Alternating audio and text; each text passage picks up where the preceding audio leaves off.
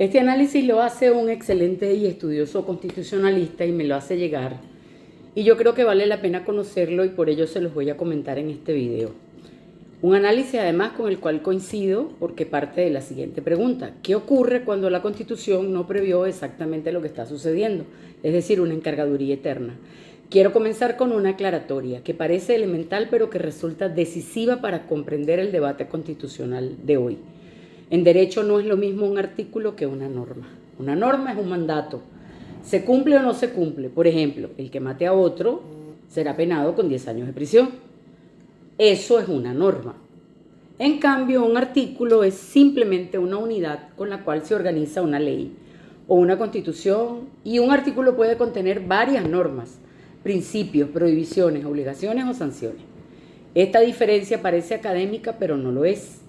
Muchos confunden artículo con norma y norma con principio, y esa confusión conduce a errores de interpretación. También existen los principios constitucionales, y aquí aparece una diferencia fundamental, porque mientras una norma funciona como un mandato, un principio es un mandato de optimización, como lo explica Robert Alexy. Debe realizarse en la mayor medida posible según las circunstancias. Por eso los principios muchas veces entran en tensión. Libertad, igualdad, democracia, seguridad y soberanía. Todos tienen el mismo rango constitucional y el intérprete debe armonizarlos. Eso es lo que debería hacer. Ahora bien, también existen las sentencias.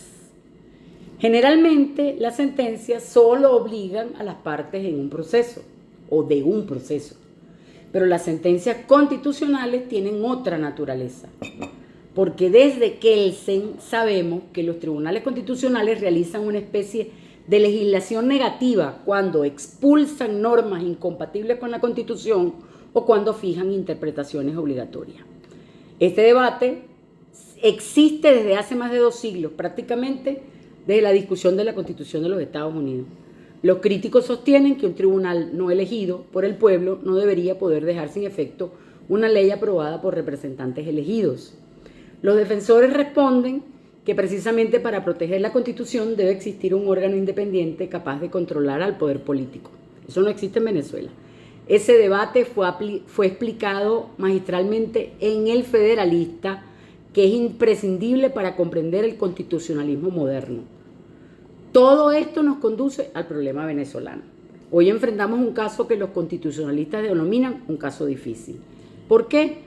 Porque los artículos 233 y 234 de la Constitución regulan las faltas del presidente de la República.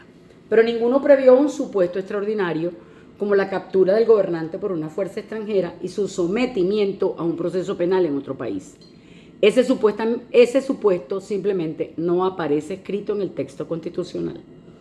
Entonces surge una pregunta inevitable. ¿La Constitución guarda silencio? ¿Debemos concluir que no existe solución? La respuesta es no. Precisamente para esos casos existe la interpretación constitucional. Pero no cualquier interpretación constitucional. Vamos a ver el artículo 233. Ese artículo enumera las faltas absolutas: la muerte, la renuncia, la destitución por el Tribunal Supremo, la incapacidad permanente, el abandono del cargo o la revocatoria del mandato. No menciona la captura ni el procesamiento en el extranjero.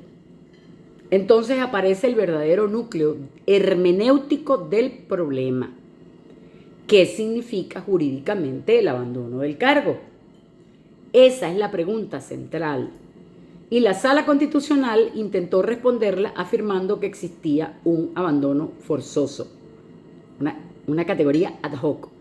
Podrá discutirse la expresión utilizada, quizás habría sido preciso hablar de abandono forzado, pero lo importante no es la terminología, lo importante es que el tribunal reconoció que el caso exigía interpretar el 233 y no limitarse a una lectura lineal. Ese es el problema que tenemos ahorita, ese es el núcleo del problema.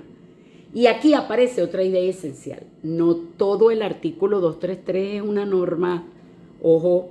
Su encabezamiento contiene principios políticos de enorme importancia, entre ellos destacan la soberanía popular, la libertad política y la legitimidad democrática. Toda interpretación constitucional debe preguntarse siempre algo fundamental. ¿Cuál es el fin de la protección de la norma? ¿Para qué existe?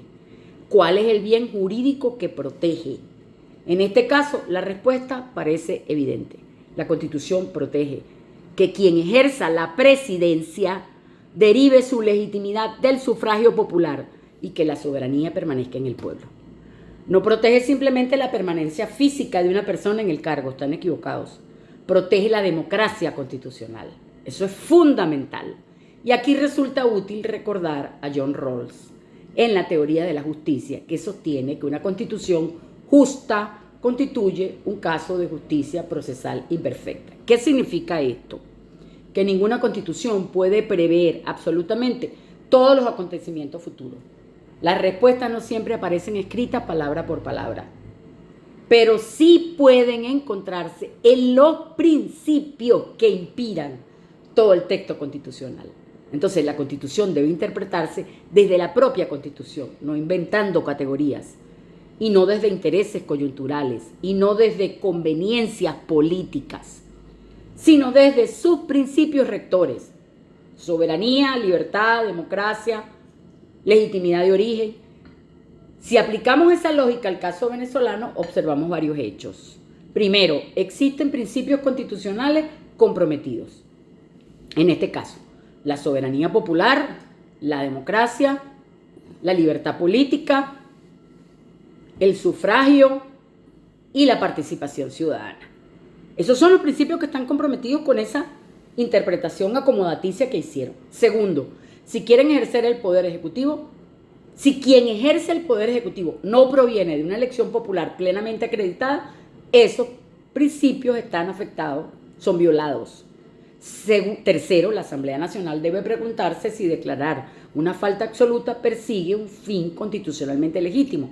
Ese análisis puede hacerse mediante el test de proporcionalidad, desarrollado inicialmente por el Tribunal Constitucional Federal Alemán y posteriormente acogido por múltiples tribunales constitucionales y por la jurisprudencia interamericana. Ese examen exige verificar 3 aspectos. Primero, si la medida persigue un fin constitucionalmente válido, o sea, no se están afectando principios. 2, si resulta idónea para alcanzarlo. 3, si existen alternativas menos lesivas para proteger los mismos principios constitucionales. Claro que existen. Ese método no garantiza unanimidad, pero sí proporciona una estructura racional para resolver casos complejos. Entonces, finalmente, quiero referirme a un argumento que ha circulado en redes sociales. Se afirma que si la Asamblea Nacional declarara la falta absoluta, estaría legitimando la captura de Nicolás Maduro. Ese razonamiento incurre en una falacia. ¿Por qué? Porque exactamente con la misma lógica podría sostenerse lo contrario, que no declarar la falta absoluta equivaldría a aprovechar esa captura para mantener indefinidamente en el poder a quien no cuenta con una legitimación electoral plenamente demostrada, ni un voto. Entonces, ambas conclusiones parten del mismo hecho, pero ninguna deriva necesariamente de él. Por eso el análisis constitucional no puede descansar sobre consignas ni sobre emociones. Debe descansar sobre principios, métodos de interpretación y argumentos jurídicos. ¿Ok? Concluyo. Los casos difíciles no se resuelven únicamente leyendo literalmente un artículo. Se resuelven comprendiendo el sentido de toda la Constitución, porque las constituciones no fueron escritas solamente para tiempos normales. Fueron concebidas precisamente para ofrecer respuestas cuando la realidad desafía aquello que el constituyente nunca imaginó. Y en esos momentos la tarea del jurista consiste en preservar por encima de cualquier circunstancia los principios superiores que dan vida al Estado constitucional: la soberanía popular, la libertad y la democracia, que es lo que no se está tomando en cuenta.